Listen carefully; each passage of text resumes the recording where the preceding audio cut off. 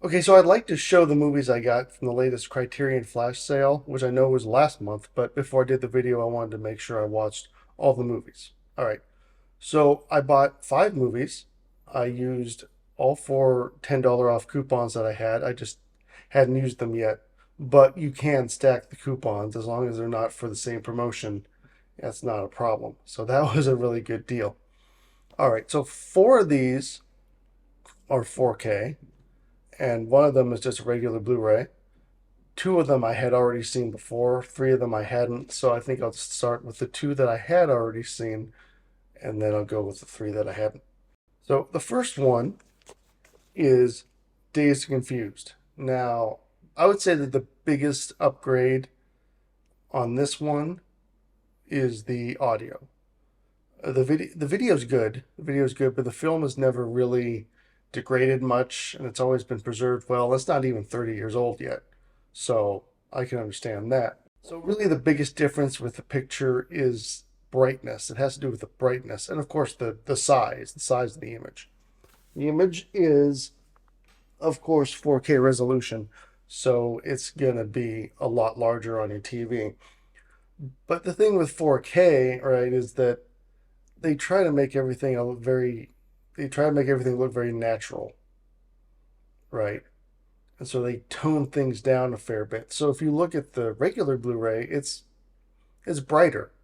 It's a little bit brighter than the 4K. The 4K is a little more subdued. It's still obviously it's still the same coloring. It's still the blue is still the same blue. The greens are the same greens, but it's a little bit darker, and that's true with a lot of 4Ks, and one in particular that I'm going to get to later, where people talk about the color and how it's changed, but I don't think it's strictly the color. So that's the biggest difference. The audio is just brilliant, though. I'll say that. So this one is, I don't know if you really need to upgrade to it, but it is definitely worth buying. So the second one that I had already seen before would be Double Indemnity. Now, this is a fairly substantial upgrade as well. If you look at the Blu-ray and the 4K, it's not massive. They just did a really great job of upscaling and keeping detail and the nice film grain. There's really no DNR at all. It doesn't look like. It looks like it's exactly the same. It's just a clearer, smoother picture. But again, because it's 4K, it's darkened a little bit. It's a little bit more subdued, but it looks very nice. It looks very, very nice. Very crisp, clear, detailed. It's not altered too much, which they try not to do, obviously. So this movie I had seen before, but just digitally I think this is kind of funny actually, and it was very cool. So I have Touch of Evil on just regular Blu-ray. I haven't bought the 4K of it, but it, like a lot of movies, comes with a digital copy, and usually the digital copy is that movie, which was not the case here. Though it was Double Indemnity, which a lot of people, including me, were very curious about, wondering why that was the case. So I did a little bit more research, and I saw that when it was originally released, Touch of Evil played as the B movie to Double Indemnity. So it's kind of cool to have that little double feature. Now I have it as a full double feature, just that I own on disc. I can put in both discs if I want, which is very cool. After rewatching Double Indemnity, it occurred to me that this might be a send up. I mean, think about it. It's written and directed by Billy Wilder from Some Like It Hot. Even though it's taking itself very seriously, it just seems to be making fun of those film noir tropes.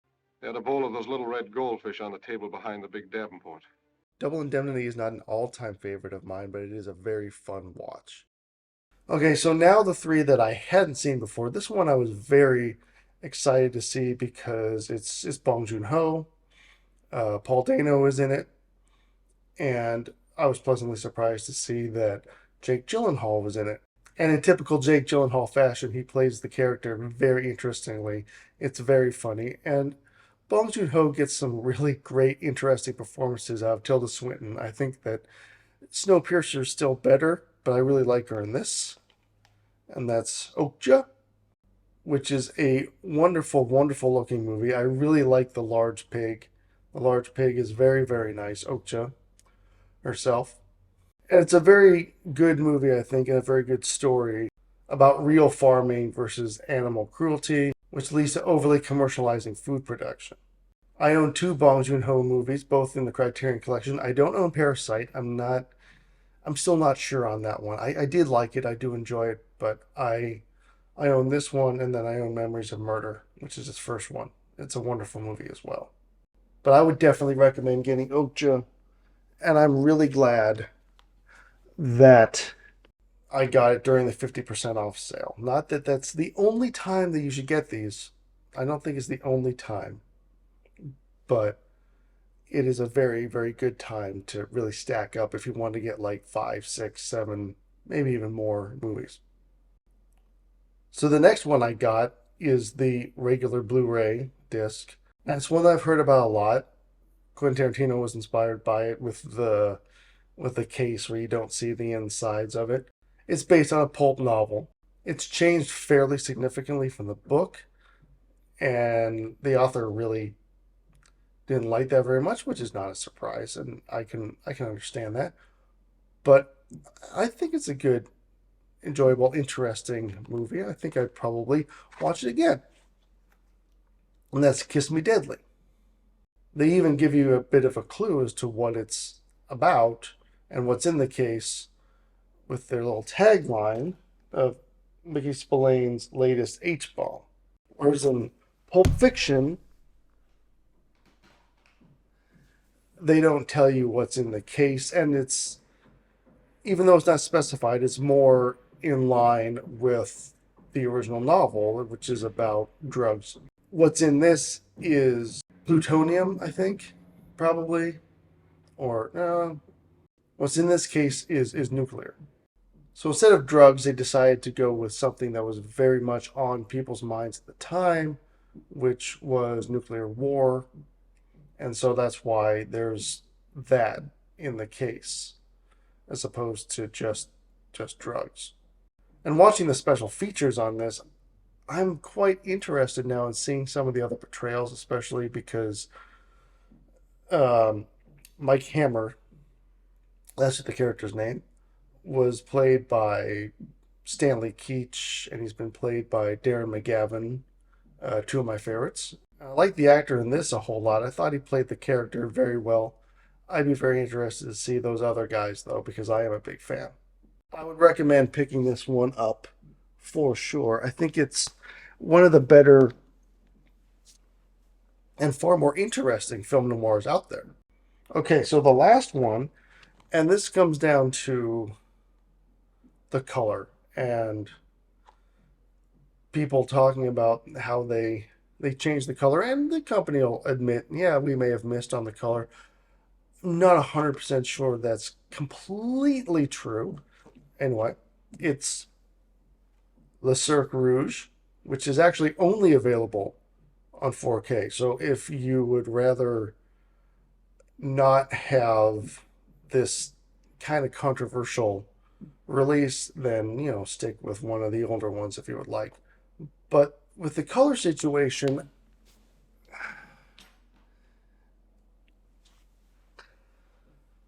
I would say it isn't. I would say it really isn't the overall color that is different. It hasn't really changed a whole lot. If you look at the comparisons, it looks as if the biggest difference is not the color overall, but the luminance of the colors, which can still be a problem because things need to look a certain way. Things are supposed to look a certain way. And just like with Days Confused, everything is toned down a little bit and they want to make it look a bit more natural. So since the luminance is brought down, things don't look as blown out. Sometimes that's the way it should be because of the look that the director's going for. This movie's